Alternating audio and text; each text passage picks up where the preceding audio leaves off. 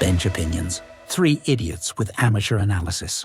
Welcome to another episode of Bench Opinions, everyone. It's Monday. It's Tuesday when you're listening to this. It's been a great weekend of sport. Springboks thoroughly beating New Zealand, record-breaking win. Argentina beating Australia. The Rugby Championship is alive and well. I'm joined by Dominic and Klaus. I'm Max. And we're going to dive into the Rugby Championship action, maybe give a word on the Women's World Cup, where we stand there. And Dom is going to enlighten us with some insights into the Rugby Premiership, which is kicking off the English Premiership. This weekend. Which is kicking off this weekend. Dom, maybe let me throw it over to you. You had a busy week last week, fighting the good fight on TikTok for us there. I was going to open the podcast with, do I look smug? Because I've been practicing in the mirror. I kept checking our TikTok whether you'd kept receipts there. No, I did. I think my first reaction right after the game was to go into the video that got the most comments, and I just commented on our own video with like 16 popcorn emojis. No, unfortunately, there was no cinema on that video. No, if there's one thing South Africans are, we're terrible losers and even worse winners. There you have it. But what a difference a week makes. If we're honest, we thought we could do something similar against them at Eden Park, but it just showed that there is something building in the Springboks. Klaus, what are your main takeaways from that game? Well, you say it's interesting to see what a week could do. It's also interesting to see what a completely different backline could do. That was the main change between the two teams, between Eden Park and Wellington. And I'll be 100% honest and put my hand up. I thought fire, flames, pyrotechnics galore, but I was also very, very nervous that it could go south very quickly if they play too loose and they can't control it. And the gripe that we've been having with the Springboks, and the thing that they did so well this time, is first of all, they took their opportunities and they converted them. But more so than that is they figured out when to play tight and when to play expansive. Everybody's going like, oh, it was Tony Ball, because we had all these like fire backline players. We still kicked. The territorial kicking was incredible. Marnie, who came on for Sasha, did incredibly well in that aspect. And then from there, we then managed to sort of launch our attack. So we actually played pretty close to our roots, to our DNA, but had the back line to then convert from a good turnover ball. Dom, it wasn't all so rosy after the first half. What were your feelings going into halftime when we were behind, actually? I think it was 10-7. Yeah, I mean, we speak about, we say it again, look how much the difference a week makes. But after the first half, you're thinking to yourself, oh, here we go again. Because the Springboks, I mean, the first 3 minutes, it looked like we're going to get over the line, and we didn't do it. And I had my head in my hands thinking, my God, let's not do this again. Let's not let the All Blacks back into this game. Because even the first half, I mean, a lot of people are talking about the second half, and we can speak about that when everything seemed to just kind of click. But the first half was also relatively relentless from the Springboks, I felt, in general play. Obviously, the All Blacks getting a try sort of through breakaway play down the left wing. Carter getting his debut try in I think a move that was something like 23 passes or something. So very impressive bit of play by the All Blacks. But that's the only sniff we sort of gave them all game. And that was due to the fact that Sasha had his concussion and he was missing on. So yeah, I mean. Initially, I was like, here we go again. Yeah. There was definitely an aura of missed chances in the first half. I think every neutral and probably South African fan will look at the first half and say we were the better side in that first half, but we were still behind. There was definitely also some issues still with the line out in that first half. A lot of signs of what we saw in Eden Park. What do we think it was at halftime that sort of turned the game? Was it words from Rassie? Was it just patience, just keeping on doing what we were doing in the first half, executing better? It's difficult to put your finger on it because we need another Chasing the Sun coming out to see so we can get a proper maybe it was insight. Peter Steph Tutoy who said, "Don't be scared. Don't be scared, boys." I mean, you could actually hear him over the ref's mic. He did say that during one of the scrums. It's difficult to pinpoint exactly what it was because I also thought we were going to struggle in the second half due to all the disruption we had in the team. I mean, 4 guys went out within the first half, HIA, knee injury. It was looking a bit dire there on the bench. I think our backline had completely been depleted. And so it's almost like, did we just continue on the trajectory where the All Blacks maybe fell away? Is kind of where I'm leaning towards. I think they didn't get up for the second half.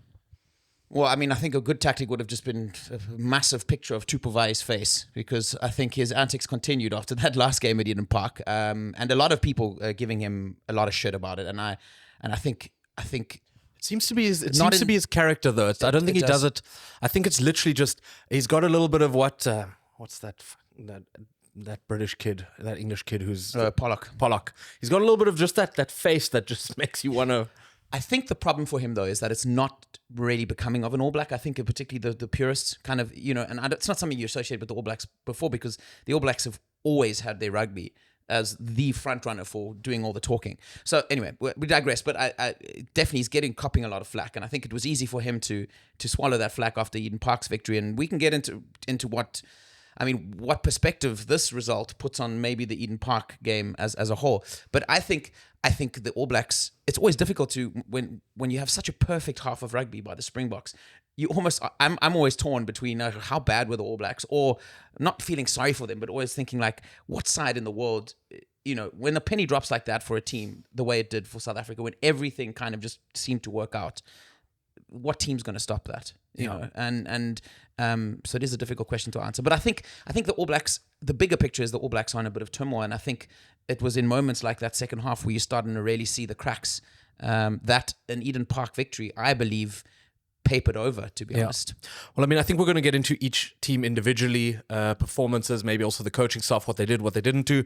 The voices coming out of New Zealand definitely seem to have a big problem with the fact that it looked like New Zealand gave up in that second half. I think the victory was deserved. The scoreline obviously paints a picture of it in itself, but a lot of those points came quite late at the end.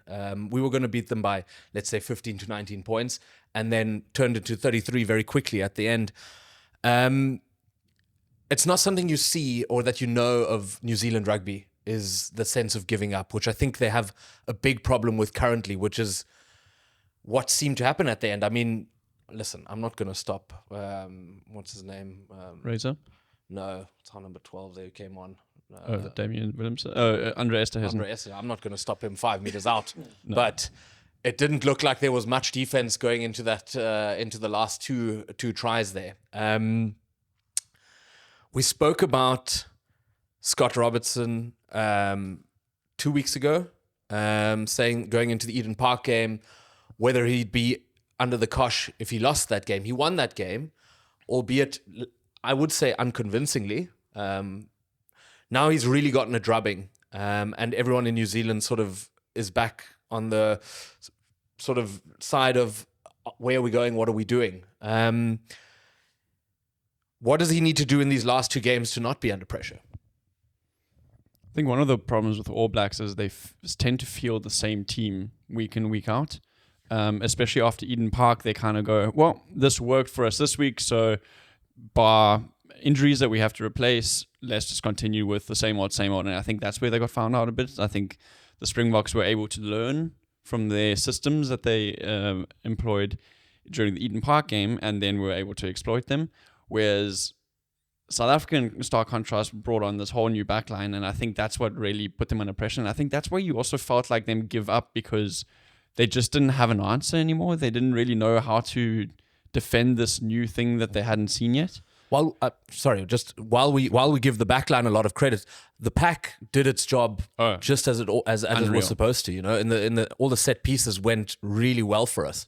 The thing that's really scary about the All Blacks in terms of like their current state is they seem to, for the first time in maybe forever, or as long as I can remember, be struggling with the fundamentals. Their scrum, even though the refs are taking more and more sort of weight away from it, if I can say that, they were still under pressure, especially our attacking scrums, never mind our defending scrums. So, if they've got no platform to build on, they also don't have the psychological advantage of winning a scrum. Like, Oaks get psyched after they win a scrum. Yeah. And if you've just been more pushed back, you feel like shit. Deflated. Yeah. And so then you've got to go and get up and defend. and that's where the psyche then really takes you to a deep dark place. I think it's a clear lack of belief, and I think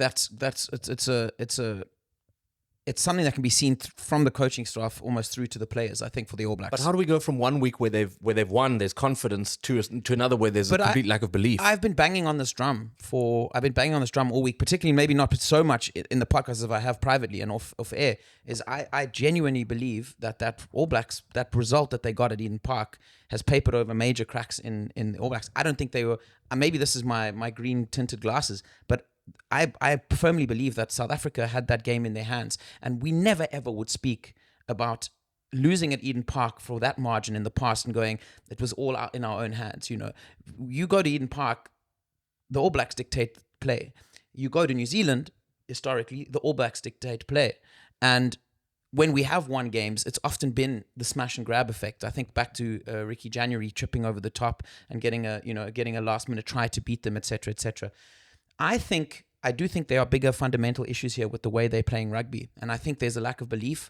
There's people in the All Black press saying that, or the New Zealand press saying that they think Razor is completely out of his depth. That's something that I don't think I can judge. No. I don't have the understanding of rugby. But I think if you look at the patterns of play, the fact that New Zealand at home are doing everything in their power to get the balls out the back of the scrum as quickly as humanly possible, so that they don't concede a penalty almost every time, it felt like, in Wellington. I think those are the signs there. And now, if you look at it, just to take one step further, if you look at the calls for people in the New Zealand press saying, hey, but we need to give someone like Love, who's been playing fantastically apparently in Super Rugby Pacifica, a go at 10, and looking at someone like Barrett or looking at McKenzie and going, yeah, but we can't, it's almost like Robertson has to kind of throw some dice now, because you can't... It's not working, and as you said, you can't just keep doing the same thing over and over again. Or what they've been doing a lot is just chopping and changing between McKenzie, Barrett, and Jordan. Jordan playing 15, then all of a sudden McKenzie's 15, then McKenzie comes into the 10, and we spoke about the halfback combination as well. There's just no continuity, and I think continuity builds belief. It's very easy for us to talk about South Africa like, oh my God, they're so amazing. We've been struggling as well.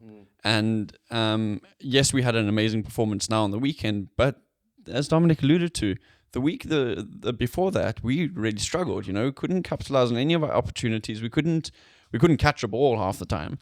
Never mind the lineouts failing the entire time. So yes, it's a big turnaround. And the referee. No, I'm kidding. Yes, it's a big turnaround, but that might have also flattered the All Blacks in what they did last weekend. Not ironically, but it seems like a lot of what New Zealand pundits are yearning for is something which Rassie has sort of championed for himself, which is trying something completely out of the box and just sort of throwing either a completely new team out there, which he did this time, and he's quite open about saying we always take a squad with and the squad's going to perform. But I mean, it's like you said in the beginning, it was a risk putting that many new guys on the field. That's the one thing. And it's also just about like in-game, game to game, just constantly tweaking. And like you said, not putting the same team out week by week and just expecting them to do the same thing because the opposition is going to change. So that's the one thing which I think New Zealand pundits are yearning for. And the other thing that they've spoken about since this record loss is the lack of experience in their team. And obviously giving someone from Super Rugby Pacifica who's uncapped a chance is all good and fine. But there does seem to be a leadership hole in the New Zealand team because there's a lot of young players there. But this is something that the All Blacks and the fans and the pundits only talk about when they start struggling is when are we going to open the eligibility of our international superstars? They've got Aaron Smith. They're currently really, really struggling with scrum halves. They've still got Brodie Retallick. Sam Cane is out there playing somewhere. I don't know where he is, but he's out there playing. They've got a Richie Mwanga. There's a 10 for you that, he lit it up when he was playing for the All Blacks. So they've got experience out there. Yeah. They just refuse and they want to stick to their principles. But guys, the world is changing. Yeah. And they're being left behind. And I think that's where they are struggling to accept the current state of affairs. I think there's a lot of parallels between the spring. If you look just purely at the squad, maybe not at the dynamics within the two unions, but the squads, I think there's there's a lot of parallels in what we were kind of saying after the first Wallabies test match and what, after losing, and in terms of like an identity crisis, and Rassie needs to bleed more players, and we need to try and start moving on and stuff, and I think this weekend's game from Rassie was a masterstroke in the risk and reward element. I think, of course it's a high risk to play these youngsters, but I think if you're looking in the greater context of what Rassie's going to try and do, I think Rassie had one goal with Eden Park, and that was to try and get a wind with the old guard. And now I felt like we were going to see a shift, and my guess was vindicated in that he did then turn the page and pick a whole bunch of new guys. And I think that assessment of risk reward, him understanding that either way, there's a reward to starting those guys in Wellington, right? But also the perceived reward in him knowing what their skill sets are and how they can possibly take us a step further in the evolution of the rugby side. Those are the fine decisions that I guess you want to see from a coach. And I think that's what Razor has to try and start proving, is that he understands that you have to take a few risks, or you have to at least look to evolve. And I think that's the difficulty. And if you look at, the perfect summary was Barrett after the game. You could see, I've never seen an All Black captain look like that in my life ever. Not once. Shell-shocked. Yeah. Shell-shocked. Is Scott Barrett the right captain for the All Blacks? Or is a guy like Ardie Savea who really... I'm not saying Scott Barrett isn't a good rugby player, but Ardie Savea, I feel, brings a different type of energy to the game. I think it's tough when, you're captain, because it almost guarantees your spot in the team, even when you're not playing well.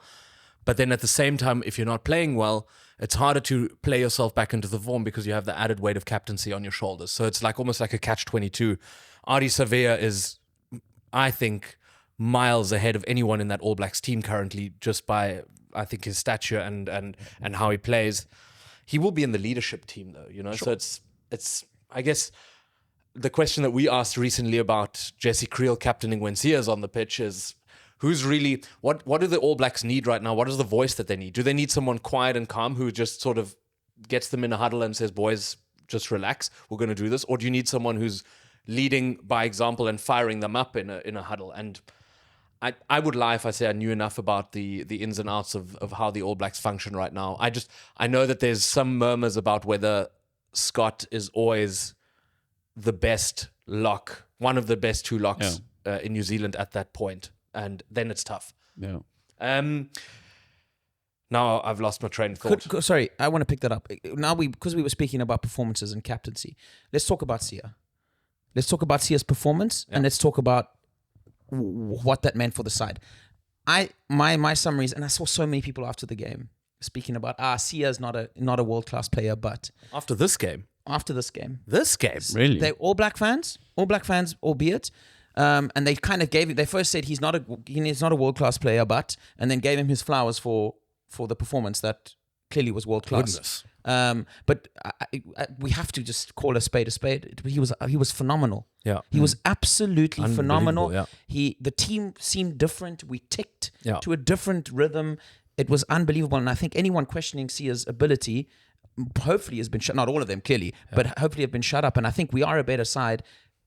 Crazy as it is, if you look at his form for the Sharks and you look at people like Marco van Staden, we're a better team with him playing at 6 and captaining the side. 6. 100%. And Jasper Wiese coming back into that team. Game changer. If he headbutts one more person, I might have to headbutt him. It'll hurt, but I'm going to do it. I would love to know, maybe somebody in the comments could help us with this. I would love to know if Jasper Wiese is heavily involved in the defensive setup, because we were like a brick wall with him there. And obviously that's not just due to him and his physicality. Obviously everybody else has to toe the line. But it just seemed a lot more structured and orderly, and they managed to sort of really hold them out. So I want to talk about individuals just now. I just want to ask one more question of you guys. Do you think, looking back at this New Zealand tour, do you think Rassie regrets the team that he picked for the Eden Park game, looking at the Wellington game? Or would one not have happened without the other? Hindsight's 2020. It's easy to look back Klaus, and go like, I need something if TikTok viral from you right now. Rassie's gonna be bleak that they lost the game. He's not gonna be bleak about. Very insightful. He's not gonna be bleak about team selection, because no, he's not. And I think either way he was gonna pick that second team. because he's explicitly said he wanted those young guys to get their first experiences in New Zealand. If the guys the previous week had won, he would have still switched up the team. So I would go as far as to say that I think it was all a plan. And obviously you can't plan to win the way he did. But I would say that Rassie and the coaching team, and if you look at their reactions after the game, the pure ecstasy after winning that game, but also this feeling that this was what they envisaged. Let's put it that way. This was the ideal damn outcome, and that makes me feel like there was a plan. It was go to Eden Park. Let's see what we can do. Yes, a little bit on the line, but at the same time, it's this hum-ho, hoo-ha about Eden Park. All good. Gave it a good whack. And I think, as you said, I think he was always going to pick the side. And I think wherever he is, he's probably back in South Africa somewhere. I think he's looking almost as smug as I am, for sure. And I think, but at the same time, knowing that it could not have gone any better. No. That coaching team is also going to be absolutely ecstatic because finally, for the first time since those first 20 minutes against Australia, did we play the rugby that I think they envisage and that they know that the team is capable of. Yeah. I want to talk individuals, and I think the best way to do this is if I think we can all agree that there was not one player in that match day 23 who did not have a good game, but there was some that had great games. And I think the best way to do it is if we pick, let's say we name 2 players who stood out for each of us amongst all the others. So I don't know who of you want to start, who's got one ready. Go for it. I think one maybe that's a little bit left of field is Jan-Hendrik Wessels.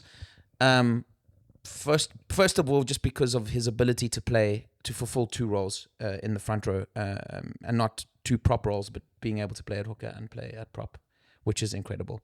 And I think the fact that he came into that scrum when he came on and there was no visible difference is unbelievable, because I think that would probably be the concern. You start replacing someone like Oxenchair which is an extremely specialized scrumming position, with someone who's kind of one of these hybrid fucking Swiss Army knives that that Rassie gets a hard on for.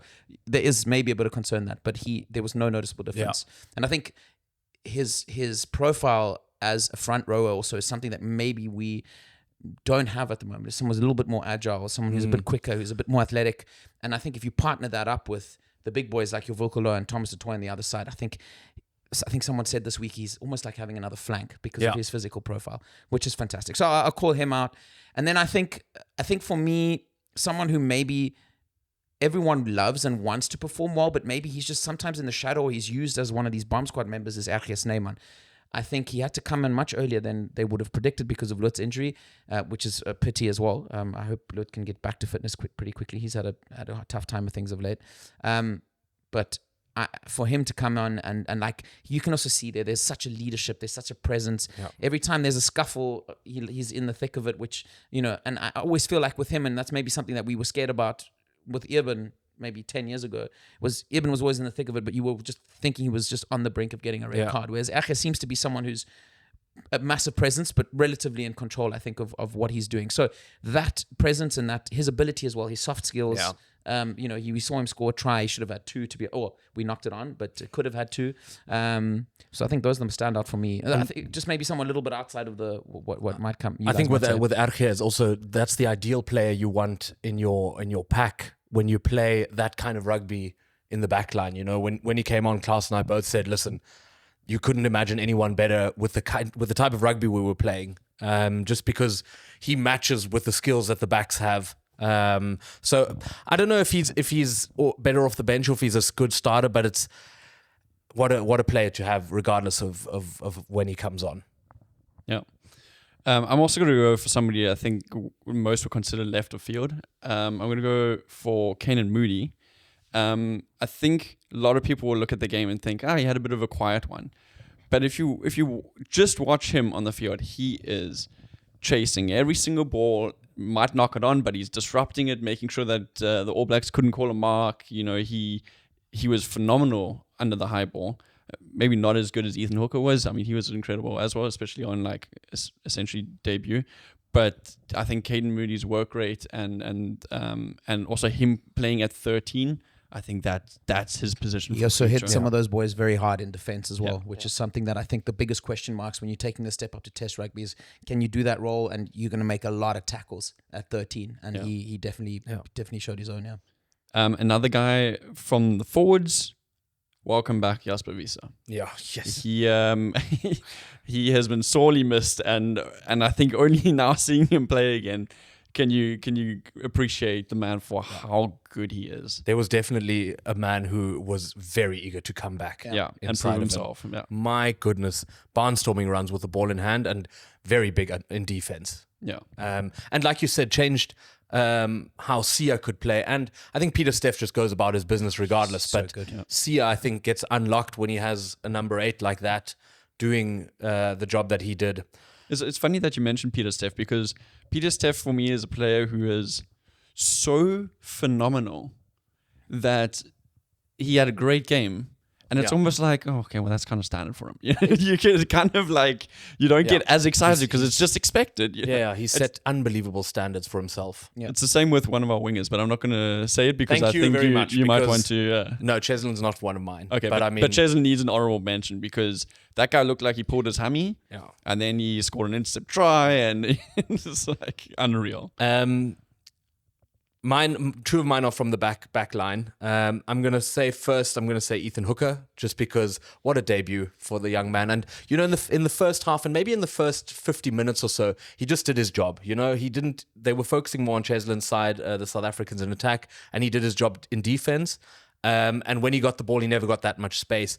But he was great under the high ball. And then, that run in the second half just shows that there's a little bit of like a Mapimpi-esque sort of wing in there, where a big guy who's quick, not necessarily the most agile. We've got enough of those, but he's going to give us so much more versatility on the wing. But I think that's what you want from a wing as well. I think you want someone that can do their business within a system, right? Yeah. I think we're very fortunate to have guys that are flashy as well, that fulfill both roles, But I think that's what you want from a guy, and I think he, as you said, I think the fact that he could go 50 minutes doing a very solid job, but still have that sort of X factor to get on the front football when play broke up is exactly the kind of combination. Yeah. And then unsurprisingly, I'm gonna put this out there. I think he's gonna be the most important Springbok who's ever played for us is Damian Willemse. Because he's going to have won 4 World Cups by the time he retires. Oh my God! Wow, Jesus! So you think he's going for 2 more? You think he can get to another 2? He's going to be 34 sidestepping Oaks, going for 4 in a row. No, jokes aside, he needs to stay fit. Obviously, first of all, that's been he's been one of the most promising youngsters in South African rugby ever since he's gotten onto the scene. It's his fitness that's the issue. Yeah, and then his health. Yeah, and then I'm sort of a bit worried now because he was so good at inside center. Yeah, he's so good. But the thing is, then he played half the game at fullback. And he's also fine. But that Kane and Moody, Damian Willemse combination to me is so exciting. Yeah, just because Damian gets people into space through his steps, and Kanan has a little bit of everything. He's got pace, he's got a little bit of flair, but he's also super solid. Yeah. So I almost feel like they are reversed. So that in the sense that Moody is almost more the run straight at a player kind of guy, and Willemse is the one who's trying to sidestep and find gaps, which is very interesting. Yeah. The more I think about Damian Willemse, I sometimes feel like the emergence of a player the way Damian Willemse did, right, was I think we could argue that Damian Willemse is one of the first sort of social media era high school football rugby players to come out, where if you look back at his footage, he's just X factor, purely X factor. You're forgiven for thinking all this guy does is step and play that sort of flair Ronaldinho-esque rugby, right? But if you look back at his footage a little closer, and I actually did this week because I needed to prove my own train of thought here, or try, is that if you look at him at high school level as well, he was physically dominant as well. Yeah. And I don't know if maybe sometimes it's to a player's detriment, like Damian Willemse coming through, taking the step up, right? That you may be encouraged because you're taking a step up. You may be encouraged, or you're not as encouraged to take on guys physically, taking the step up to professional rugby. but all this time, I think he has the physical attributes. He's big now. He's a big I boy. was gonna say is Big I now. think he's put on the beefed pounds. up, eh? I think you know what, question marks around how he's been coached. It's not something that we've not been used to in the past. You know, Peter de Villiers has spoken about how Ruan Pienaar was completely mismanaged. Say what you want about him, but I do sometimes think, you know, I'm glad Rassie has had the balls to play him at 12. This is my big concern, though, is that he's not going to play at 12 for the Stormers. He's not. He's going to play at fullback, and when Sasha's out, he's probably going to cover a 10. I don't think he belongs at 10 at all. I think he shouldn't be considered for that role at all unless it's like really last chance saloon. But it will be interesting to see, though. I mean, I get your point, because he has, you know, maybe the needs of the Stormers is, you know, but I think if he plays 2 more test matches, or at least starts one of the 2 test matches against Argentina and plays like that again, I think it's impossible for Dobson not to play him at 12. And I find it hard to believe that Rassie's not on the phone going, listen, buddy, like, I need you to play him at 12. And I guess that is problematic in itself if you're looking at it through the Stormers lens. But I also think players like Willemse, if he's as good as he showed and as you think he's going to be, I think he plays his way into that 12 jersey. he should dictate where he plays. Sorry, like I was just thinking about this now. Willemse versus Chocobaras.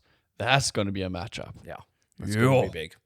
I think that's a very good segue into what's next, because Rassie has selection headaches coming up now, because although we lost at Eden Park, there were players there who didn't play badly. And they're definitely tried and trusted players. The question is, depends obviously what Rassie thinks Argentina's going to do, but do we play the New Zealand card and let the guys who played well against New Zealand play against Argentina first up, or do we switch it up again, plug and play a few positions, bring someone like Edwil van der Merwe in, or Kurtley Arendse, who are both fit again?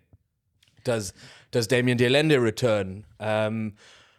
Is that mix of running, kicking rugby the right route against someone like Argentina? The one thing I will say is, I think, don't give too much attention to us all of a sudden having played this Tony ball this weekend.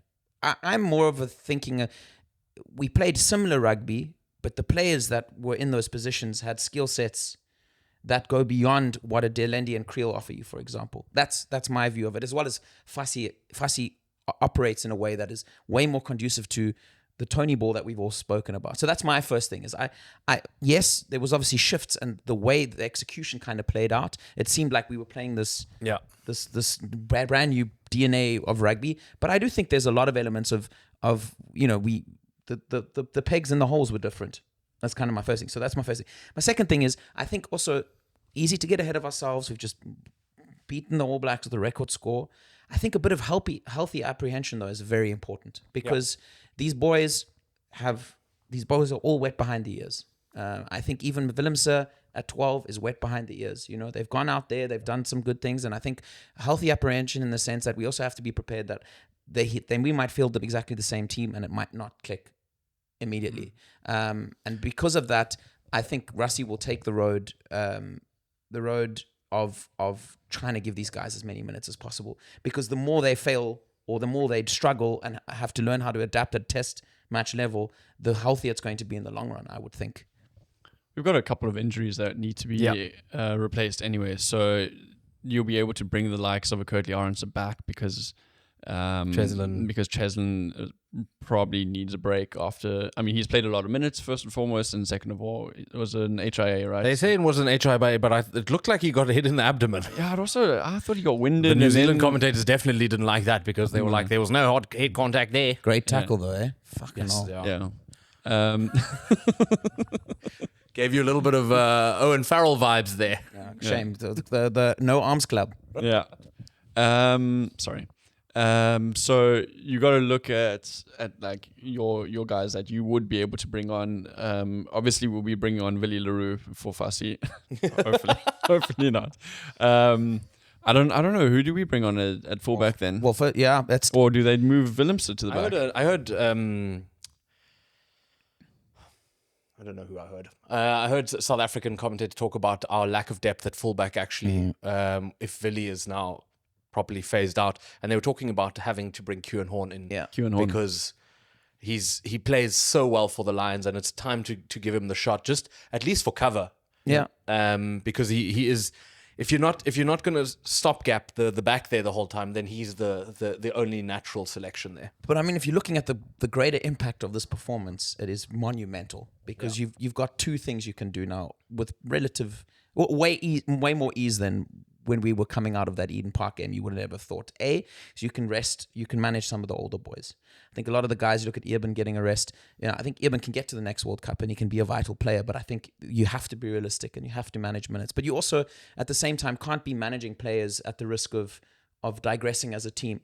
And I think Rassie now seeing the second guard, of course, maybe not as many forwards coming in as they were backline players, but there are boys coming back. Hanekom will be fit. Ulrich Loh will be fit. Ruan Okia stepped up unbelievably. Yeah, so great game. He had a great game. So that's the first thing you can tell guys, hey, listen, we've got cover, and Rassie can do it in a manner where he actually has 100% faith in them. And I think you have to earn someone's faith like Rassie. And the second thing is exactly this. I was complaining about us not bleeding enough players. And not bringing enough guys through. And I think now having almost two... Is that what you said? I feel like it was more like it was Mickey Mouse giving people minutes just for the sake of giving them minutes. No. I said I don't think they were giving a real chance to prove themselves in green and gold. Yeah. So you're not you have a big squad, and I'm it's just trying to keep you accountable. You can keep me accountable. I think this is what this podcast needs. If you don't fucking TikTok, well, don't worry. But what I'm saying is, I think now the fact that he has an even bigger pool of players that he trusts, I think that will ironically lead to him dipping even further into... I think you'll see Chituka come into the fold more. I don't think he'll play against Argentina because he's not in the greatest squad, although he might. Who knows? Maybe Rassie goes full ball now and says, let's go, But I think he sees the opportunity to win the Rugby Championship. Is Jean-Luc ever going to get a chance now that Jaspers is back and I better think than so. ever? I think with Ulrich and Hanekom's injuries, I think he will. But as soon as the two of them come back, I think... Seems like every time he's on the cusp in the week before he gets injured. Yeah. Shame. What is the future for Manie Libbok?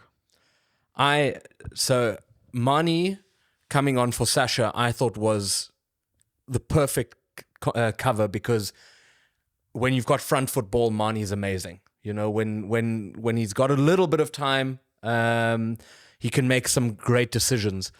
The question is whip just a pass, eh? And his kicking, his up and unders were perfect. Even Kobus Reinachs was very good. His box kicking. I just don't know if he can. I don't know if he can do that. If he has that same performance, if he's under the cosh, like against the France or let's say even an Ireland. At the end of the only question mark with Manie Libbok was he's kicking off the tee. I would say. I don't know if that was the only question. I think he's also sometimes. Like I said, I think he in games where he's not getting front foot ball, he's not as... I think his decision making isn't the best then anymore. I think when he's got a little bit of a second to think, I think then he's amazing. I don't think he offers you the steadfastness of a Handré Pollard. And I think Sasha is a combination of the two of them, where Sasha, I think, can make split-second decisions quicker than either of them can. Yeah. It'll also be interesting to see now with if this Moody Willems center pairing starts to really take hold, to see someone like Handré Pollard plug into that 10 role. Because I think the onus is maybe not as much on the 10 to kind of be that creative source, right? Because you've got someone just outside you at Willems who can turn anyone on a sixpence. So that'll be an interesting thing too. But I would say he's firmly back he's back in the fold, and I think he's not going away anytime soon if he continues to kick like that off the tee. I think as well, because I think that was the thing that was definitely the easiest thing to be like, well, you can't be up for selection if you can't kick. Exactly. Yeah. What do you think? I mean, my fear is I would first and foremost go for Sasha as for future planning, because I just think, as you say, he offers the best of both worlds in that regard between a Handré Pollard and a Manie Libbok. The only issue is the man is built like a glass. I don't know where I was going with that. Like a wine glass. I thought you were going to say a glass shithouse. I was like, interesting one. Yes, that's uncomfortable. If you haven't listened to some of our What a Week episodes, it's one of the things we actually talk about in one of those old ones. Where Maxi and I went on holiday together, and the hotel bathroom was made exclusively out of glass, and it was like could watch each other take a poo.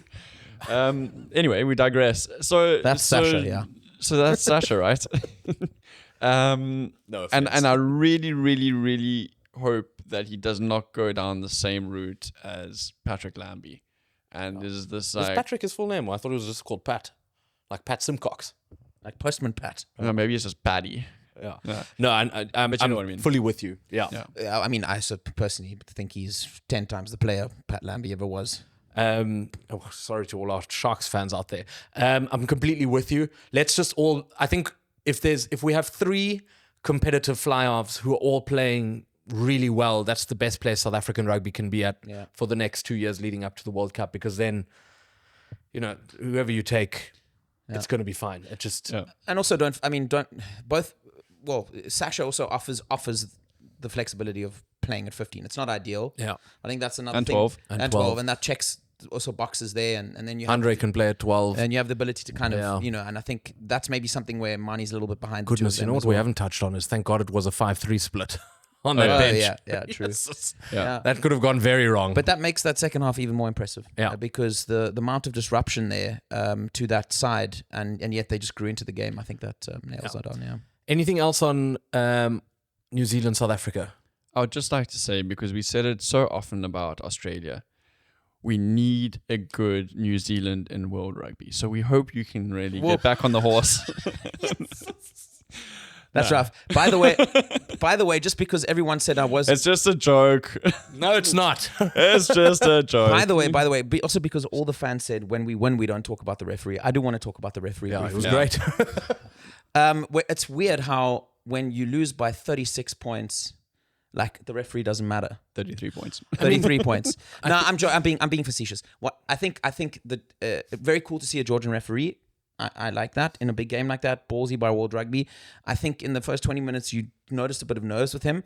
Not in either team's direction. There were a few times where he kind of did seem to maybe not be on the action and have his finger on the pulse, but he definitely grew into the game. I loved how he managed the bitching and moaning by both sides, and I think you'll see a lot more of him in games. I mean, there were some mistakes made that affected both sides. I actually think that Kobus Reinach knock on in the lead up to our first try that was disallowed. Yeah. There was an All Black reaching through. Yeah. Yes. And that Tupovai, I think, that to me is more of a failure of the TMO. Yeah, for sure. Than it is the referee. But there were some big calls that also went against New Zealand where he played like advantage very, very long. And it had already gone through many phases and then it got taken like 30 meters back. So he didn't have a perfect game by all means. Obviously, for us with our bias, it definitely felt a little bit more even. The thing that I found very striking is watching the Argentina-Australia game just moments before. That ref, I thought, had an even better game than Nika did. But he, essentially, if you crossed the line where the penalty occurred, Threshold, advantage was over. Yeah. Whereas Nika, I think they try and go for like 15 meters on advantages, something like that. So that consistency between reffing teams seems very, very widespread. Also, forward passes. Now let's be honest. I mean the crazy thing is the try before that was deemed, or the Are we try talking that about was Australia, Argentina now? Australia, Okay, so Argentina. we've made the shift, but nobody told me. Sorry. I was trying to couldn't- think of the forward passes. I couldn't let him give that fucking referee flowers after that last try. There were 2 forward passes in a row. That last try looked a bit like volleyball. No, the last try was ridiculous, and the try before that, it was deemed, the scrubbed try that occurred before that was scrubbed, and that looked pretty flat. Okay, so we're on Argentina versus Australia now. Argentina beat Australia 28-26. Australia's leading the Rugby Championship based on bonus points. But going into the final 2 matches, anyone can still win. Obviously, likelihood of that is different team to team. It was a penalty fest. Argentina versus Australia. Australia seemingly also really struggle in the first 50, 60 minutes to get their act together. They almost mounted a comeback similar to the week before. This time not really getting it over, not getting it over the line, finishing 2 points short. The Argentinian coach, very upset with World Rugby and the standard of refereeing. I think even though they won, and I mean the penalty count for Argentina was Yeah. sky high. My God, whenever you look, they were kicking another penalty.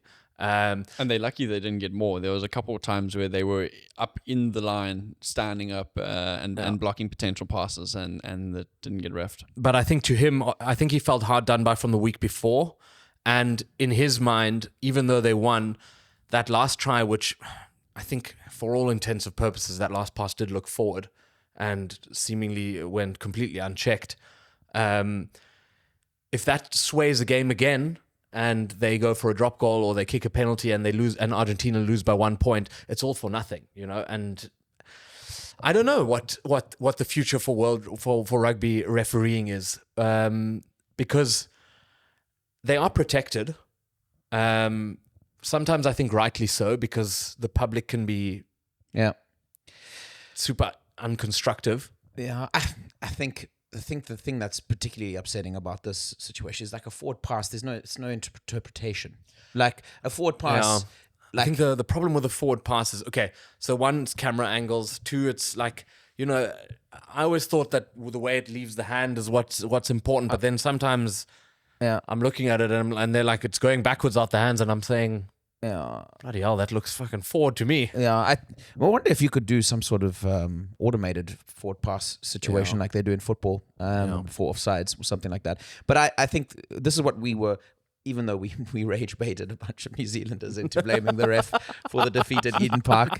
I implore you to go watch the full episode again where we say that we fucked it up and we should have beaten you and we didn't. But what I'm saying is, like, the fact that we talk about it, so many test matches end in some sort of debate about refereeing is not a good look. No. And it's a serious flaw in, I wouldn't say only the governing body, but in the sport itself.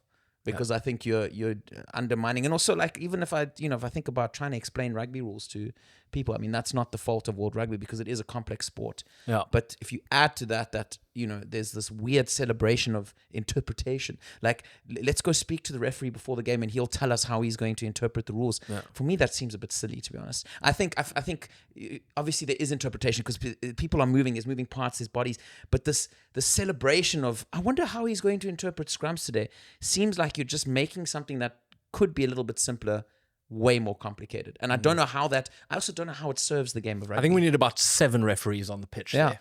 Because it seems like every time on the blind side of a South African scrum, we need 3 of them because there's Oaks fucking lying on the beach there. An important thing we need to remember is they are laws, not rules. And so if you think of it in like a court case, depending on who's got the better lawyer, you can convince that judge of anything. Yes, that's Klaus. And that this was is very where well the big said. problem is. If the glove don't fit, then you must acquit. Yes, Earl Rose would have been fantastic. He had 2 gloves on. Australian rugby, although they drew this Argentinian series 1-1, didn't reclaim I think it's the Pumas trophy that they call it, and I was like, well, that's a bit one-sided. Really? And it's a Puma, and I was like, okay, we should have a Springbok trophy with So the All Blacks. was it a gift that the Los Pumas gave to the Wallabies, and they're like, but we can win this back from you? I think the Pumas were like, we should have a trophy for this series between the two of us. We'll bring it. You provide the beers. It seems like Australian rugby is in a healthy state again, which I think half a year ago none of us thought could be the case. Packed out Allianz Stadium. Before the Lions tour, nobody thought that was the case. I think that's half a year ago. Dude, the Lions tour ended in like June. True. Half a year ago was the Six Nations. Packed out Sydney Stadium. They're playing great rugby. They just need to figure out how to not get so far behind the 8 ball in the first 50, 60 minutes. And now it's going to be vital to see New Zealand's response. I saw some guys talking today. There's a mixture between pessimism. I saw Sammy Bill Williams. Interesting to have that man speak. Big fan of South Africa, Sonny Bill Williams. I like him, but there's just certain people that you were an incredible player, but you're not eloquent. Anyway, doesn't matter. Not like us. No, I was a terrible rugby player, but I'm extremely eloquent. Anyway, no, but he was saying he expects a wrath from the All Blacks, and the All Blacks are playing Australia at Eden Park as well. Yeah. So he says he's been in camps like that where they've lost before, like that, and I was like, well, Have you? Because it was the record loss. Anyway, you get my point about Sunny Ball. But yeah, so interesting going to be see there and what kind of New Zealand team faces them. Because let's be honest, if they click, it could be the toughest test that these Australians have faced yet. So that's going to be vital to see where they are in their growth. I think Australia also lose a couple of players, unfortunately. They did already before the Argentina game. I think James O'Connor is also leaving. I think he has to go back up north. And I think, on the one hand, this whole thing vindicated Rugby Australia's decision to bring international players back, this sort of resurgence in their rugby. But two, you'll see, I think, the flaws pitch in now because they just don't have the massive depth now.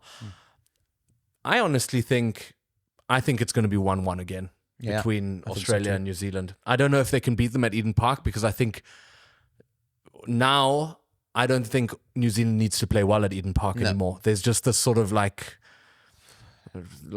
almost lore about the place that just like no one can tell me that Razor's job is not in serious jeopardy if he loses to them at Eden Park. The problem is that they don't have anyone in the pipeline to follow up. He was supposed to be the Messiah. He was. Yeah. They fired, what was his name?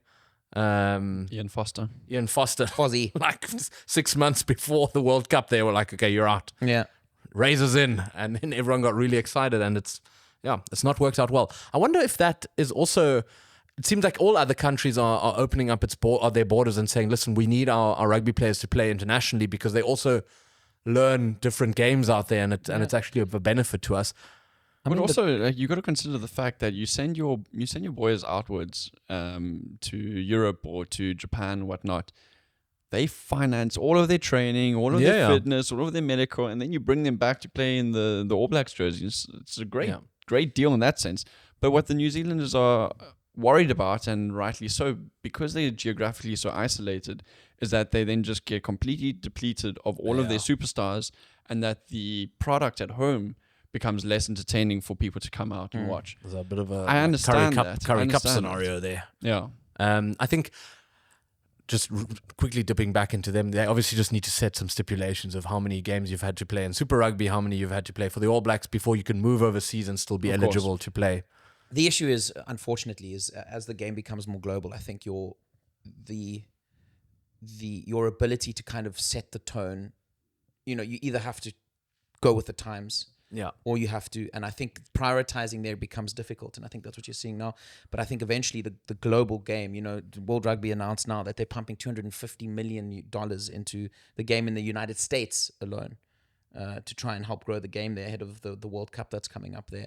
And that kind of money and like just the way the game's moving, I just think also you just have to realize sometimes that, even though they got the short end of the stick and being so geographically isolated, if you want to, nothing is forever and nothing can be taken for granted. And I think you look at the conversations around All Black Rugby and people, I saw Justin Marshall chatting to a guy and he was saying, Justin Marshall was kind of defending them and being like, yeah, but we played against the third best side in the world, now we're third and they're first. And then the guy just looked over at him and he said, Justin, but we were always first and there was no questions asked. And one day we accept we're third in the world. What's going to happen in 5 years? Are we going to accept that we're fifth in the world? So it goes quickly. There are fears there in New Zealand, and I think you will be well advised to go with the global game. As much pushback you might get locally, particularly in terms of fans, but all these things about games in the States and all that stuff. South Africa play Argentina in Twickenham. That's definitely a money decision, no questions about it.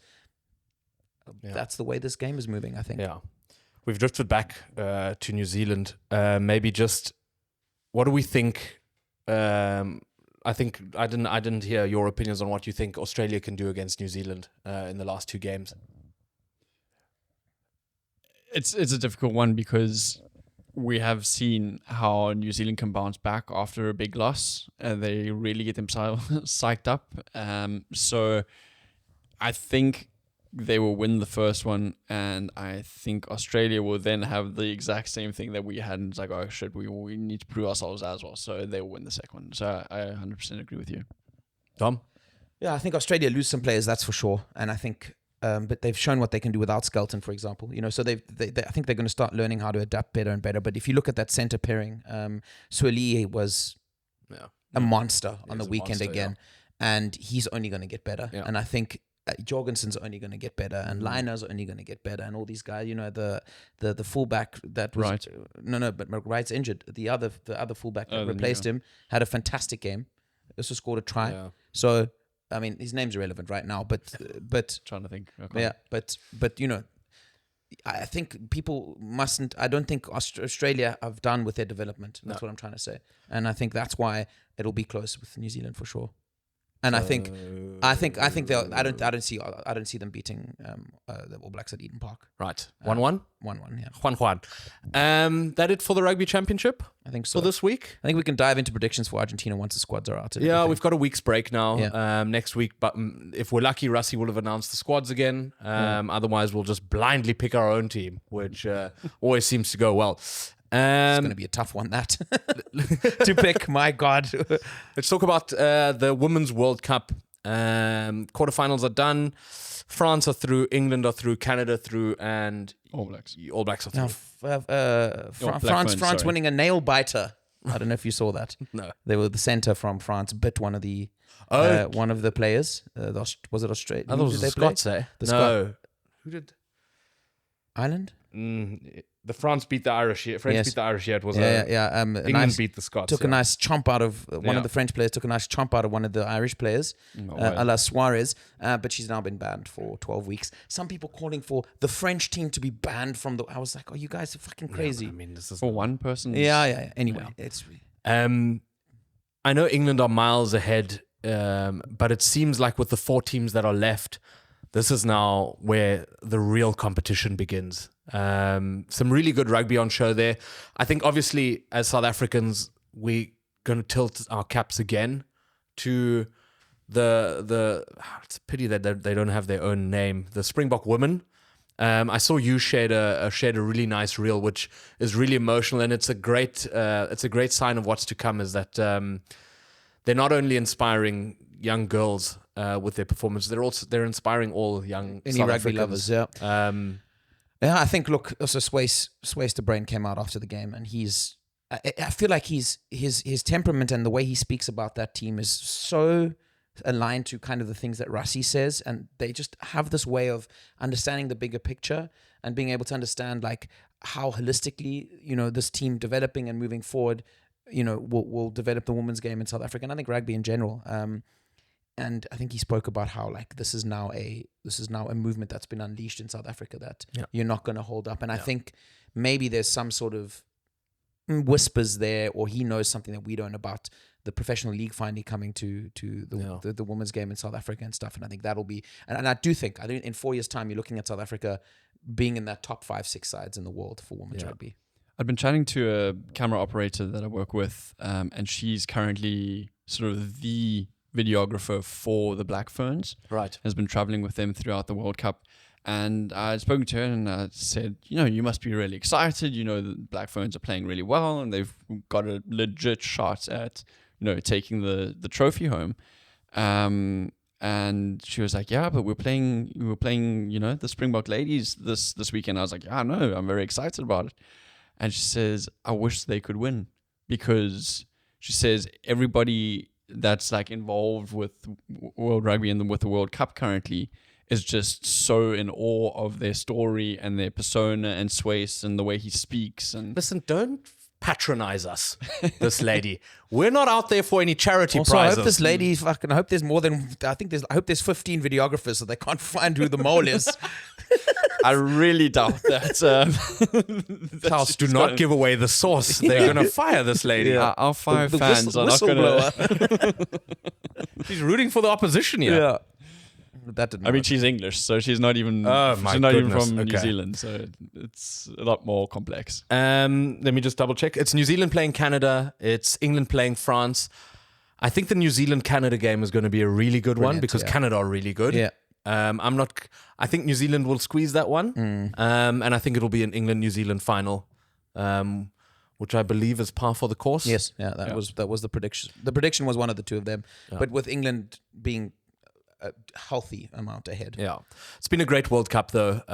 Good crowds. And I think the nice thing is for South Africa is that the women's sport across all major codes is doing really well. Yeah. Football, cricket, rugby. So it's exciting things to see. For sure. All right, Dom. Quick, since we're rugby, The stage is yours. The stage is yours. since we're a rugby podcast, it's just I think it's important to mention that the one of the major leagues in Europe is now starting the English Premiership, starting this weekend. Louis Rees-Zammit is back. Louis Rees-Zammit is back. Funny enough, also it's going to be very interesting. I think the most interesting thing that is going to be to observe is the Newcastle Red Bulls. Yeah. Also, just because of what precedent this might set. You know, if they're not one of the favorites by any means. They've invested a lot of money, but then they're streaks behind. The Newcastle Falcons, I think they used to be called. They were in dire straits. So they have gotten a good coaching and technical team in and gotten a few guys in. But I think they're very early in their Are they going Newcastle football, or are they going Man City football? Are they going to buy Robinho and no? They're going the typical Red Bull way, which is slow and sustained, I think. Right. But it's going to be interesting to see that. Your favorites, the usual crop, obviously Bath, defending champions, so they're right up there. Leicester. Not so much actually. Saracens are right up there. Northampton Saints and Harlequins. Those are sort of the four that are. Harlequins. Yeah. I always thought Harlequins were in the decent midfield. I've been at the Stoop. Have you been at the Stoop? Yeah. Nice. We had an event there for the All Blacks when I was working for that Adidas event agency.